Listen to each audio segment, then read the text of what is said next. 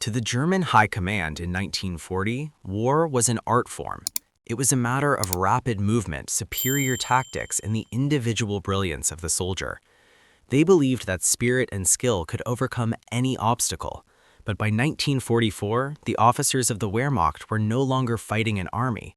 They were fighting a corporation. They were fighting an industrial avalanche that simply did not care about skill. For the German officer on the ground, the realization of defeat often didn't come from a lost battle or a map table in Berlin. It came in the quiet, dusty moments when they looked through their binoculars and saw not just an enemy, but an endless, terrifying abundance. The shock began in North Africa. Field Marshal Rommel, the Desert Fox, was a master of doing more with less. He stretched his supply lines to the breaking point, scavenging British fuel and retrofitting captured trucks just to keep his panzers moving. He was used to fighting an enemy that counted every shell. But then the Americans arrived. German intelligence had dismissed the American army as inexperienced and soft, but they hadn't calculated the weight of what was coming across the Atlantic. Rommel himself wrote letters home expressing a creeping dread. He wasn't afraid of the American soldiers' aim, he was afraid of his breakfast. He noted that while his men were scraping the bottom of Italian barrels for water, the Americans were eating fresh meat and vegetables flown in from Cairo or shipped from the States.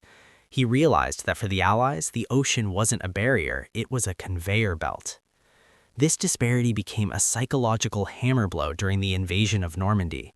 A captured German major, interrogated shortly after D-Day, sat in a tent staring at the traffic moving off the beaches. He asked his captors a simple question: "Where are your horses?" The American interrogator was confused. The German explained that in the Wehrmacht, despite the propaganda reels of blitzkrieging tanks, the vast majority of artillery and supplies were still pulled by horses. The German army moved at the speed of an animal. He looked out at the beachhead and saw a mechanical river of jeeps, deuce-and-a-half trucks, and bulldozers. He saw an army that didn't walk, it drove. In that moment, the major realized the war was mathematically unwinnable. Germany was building Tigers, beautiful, over-engineered tanks that required hours of maintenance for every hour of combat. The Americans were building Shermans, reliable, simple, and arriving in such numbers that if a German Tiger destroyed 4 of them, the 5th one would simply drive over the wreckage and keep going. The depth of these reserves wasn't just about combat vehicles, it was about the trivialities of life that the Germans had long since ceased to enjoy. During the Battle of the Bulge in late 1944, the Wehrmacht launched its desperate final offensive. They were counting on capturing American fuel depots just to keep their tanks running. It was a gamble born of starvation. During the initial advance, a German unit overran an American position and began looting the supplies. A German officer found a mailbag. Inside, he didn't find vital military orders or maps. He found a chocolate cake. It was fresh. It had been baked in Boston a few days earlier and mailed across the ocean to a private on the front lines. The officer reportedly broke down. He understood the implication. The enemy had such total command of the sea and the air and such an excess of logistical capacity that they could afford to ship a chocolate cake across the Atlantic Ocean to a single soldier in a foxhole. Meanwhile, his own men were wrapping their feet in rags because the Reich couldn't manufacture enough boots. This realization of infinite depth rotted the morale of the officer corps.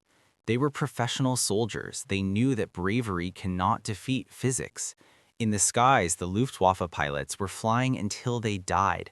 There was no rotation. A German ace might have 200 kills, not because he was hungry for glory, but because there was no one to replace him. If he survived a crash, he was put back in a cockpit the next day.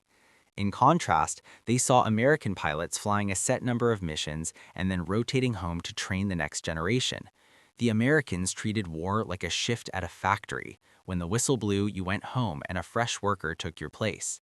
The German officers looked up and saw the sky turn black with B-17s and Mustangs, a literal cloud of aluminum that darkened the sun. They knew that for every bomber they shot down, the Detroit assembly lines had already produced 2 more. The disparity in artillery was perhaps the most terrifying practical example. A German battery commander on the Eastern Front or in Normandy had a strict quota.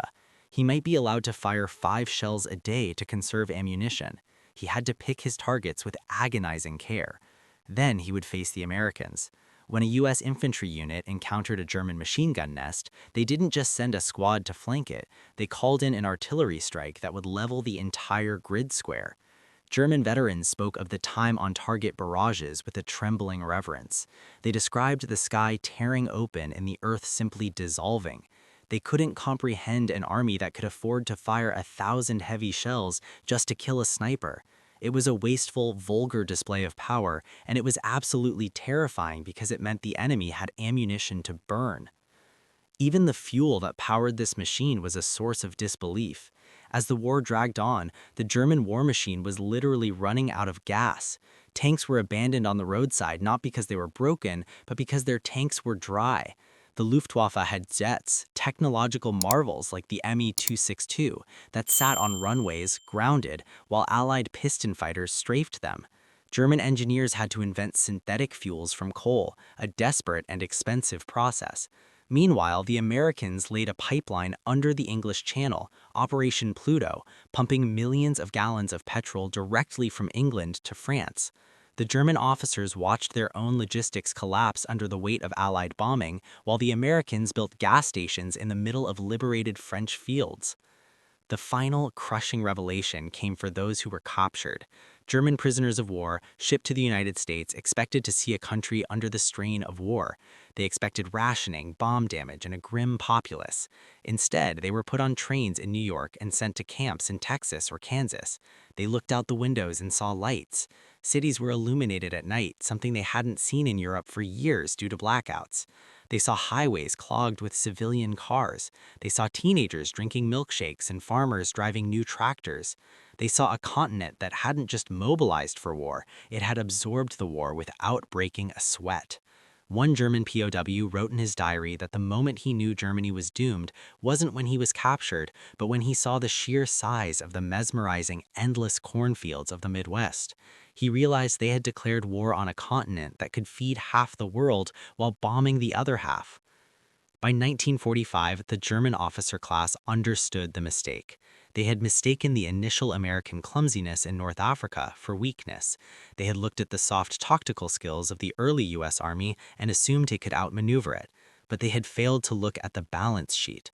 They were fighting a war of attrition against a nation that had standardized the very concept of mass production. The sheer depth of the US reserves meant that the Americans could make mistakes, lose battles, and suffer disasters, and still return the next day stronger than before. The German had to be perfect every day. The Americans just had to be present. In the end, the stunned silence of the German officers wasn't about the courage of the GI or the strategy of Eisenhower. It was the silence of a man watching a tsunami. It was the realization that no amount of martial pride, Prussian discipline, or tactical genius could stop a nation that could build a Liberty ship in 4 days, a nation that treated high-explosive artillery shells like they were as cheap as dirt, and a nation that could deliver a birthday cake to a foxhole in the middle of a global war.